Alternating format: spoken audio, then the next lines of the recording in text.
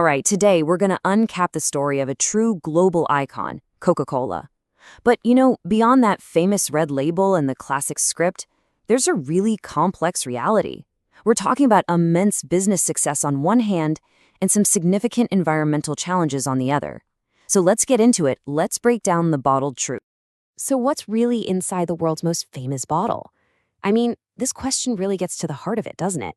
We all know the taste, we know what it looks like, but what is Coca-Cola really? It's a story of incredible, mind-boggling reach, but also a story of responsibility that's just as massive. Okay, to really wrap our heads around the scale here, let's start with this number, 200 plus. Coca-Cola's products are sold in more than 200 countries and territories. I mean, think about that. That's nearly every single country on the planet.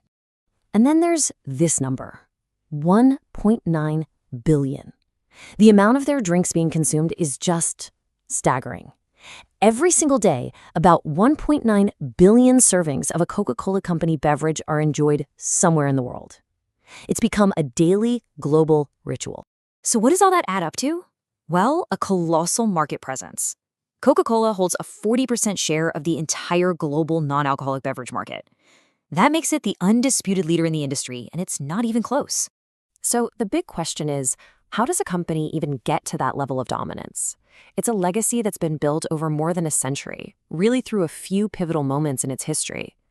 It all started back in 1886, and get this, not as a soda, but as a medicinal, healthy tonic. Wild, right? By 1919, its potential was crystal clear, and it sold for then massive $25 million. Then in 1945, Coke became an official trademark, which really cemented its place in pop culture. And that evolution is still happening. Just look at 2019, when they acquired Costa Coffee, signaling they were ready to dominate entirely new beverage categories. And that Costa Coffee deal?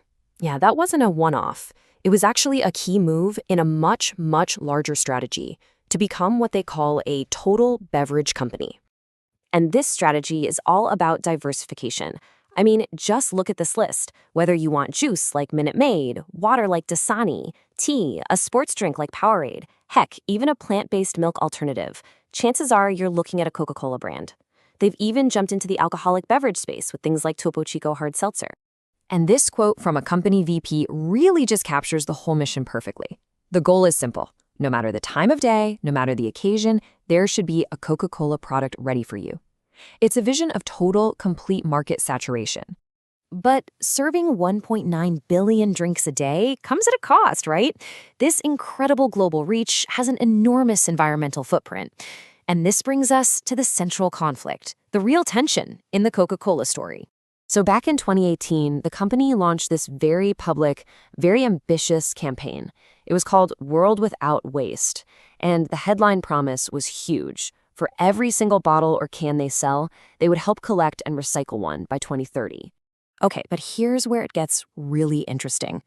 What happened next? Well, the company has quietly revised these goals. And not just a little.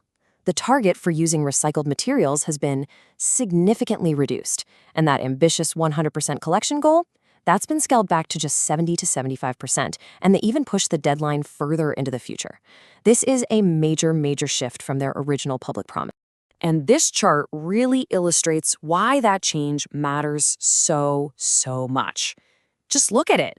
Plastic makes up nearly half of all their packaging.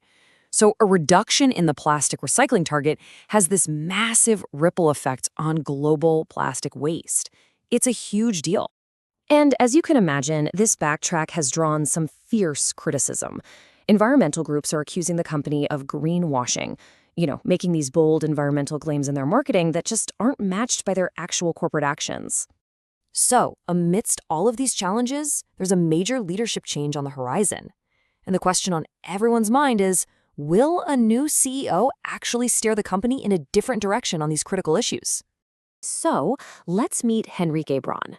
He's the man set to take the helm in 2026. And he's no outsider. He's a 30-year company veteran. What's interesting is his background. It combines technical expertise in agricultural engineering with deep experience in marketing. That's a combination that could be pretty crucial as the company tries to navigate both consumer trends and these big supply chain challenges. Now, Braun's stated priorities are pretty clear. He's talking about digital innovation, stronger consumer relationships, and a big shift towards better-for-you products. But what's kind of noticeably absent from this public-facing list is a renewed focus on sustainability. And that leaves a major question mark hanging over how he's going to address the company's environmental footprint. So where does all this leave us? Well, to really understand Coca-Cola, you have to hold both sides of its story at the same time. Its monumental success and its equally monumental impact. And here you can see that duality laid out, side by side. On one hand, you have an absolute financial powerhouse with unimaginable daily reach. And on the other, you have an environmental footprint that's defined by plastic and, well, by scaled-back sustainability promises. Which brings us to one final, powerful question. When we weigh the convenience we hold in our hand against the impact on the planet, and we try to balance global business with corporate responsibility, what really is the true cost of a Coke?